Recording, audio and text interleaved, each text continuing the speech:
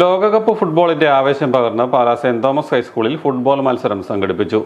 വിവിധ രാജ്യങ്ങളുടെ ടീമുകളെ പ്രതിനിധീകരിച്ച് അവരുടെ ജേഴ്സി അണിഞ്ഞ വിദ്യാർത്ഥികൾ കളത്തിലിറങ്ങി.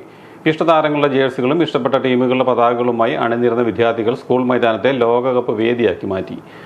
ലോകകപ്പിൽ നിന്ന് പുറത്തായെങ്കിലും നെയ്മറിന്റെയും ക്രിസ്ത്യാനോ റൊണാൾഡോയുടെയും ആരാധകർ മഞ്ഞയും ചുവപ്പും നിറഞ്ഞ ജേഴ്സികളിൽ ആവേശം പകർന്നപ്പോൾ അർജന്റീനയുടെ വെള്ള നീല ജേഴ്സികൾ അണിഞ്ഞ മെസ്സി ആരാധകരും എത്തി.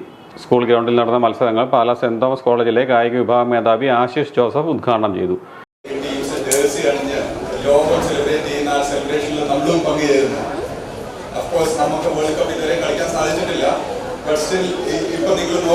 ഇൻസ്റ്റാഗ്രാമില് വേൾഡില് ഏറ്റവും കൂടുതൽ ഫുട്ബോളിന്റെ ഫോളോവേഴ്സ് ഇന്ത്യക്കാരുടെ 2ാം സ്ഥാനത്താണ്.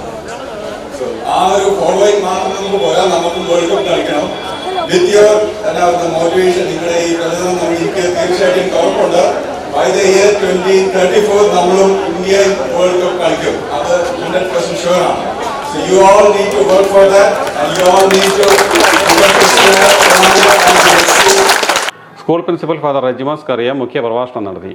ഉദ്ഘാടന ചടങ്ങിൽ ഹെഡ്മാസ്റ്റർ ബിജോയ് ജോസഫ് സ്വാഗതം പറഞ്ഞു. കായിക അധ്യാപകൻ മനു ജെയിംസും അധ്യാപകരും അനധ്യാപകരും ചേർന്ന് മത്സരങ്ങൾ സംഘടിപ്പിച്ചു. France, Spain, Argentina, Germany, England എന്നീ രാജ്യങ്ങളെ പ്രതിനിധീകരിച്ചായിരുന്നു ടീമുകൾ മത്സരത്തിനിറങ്ങിയത്.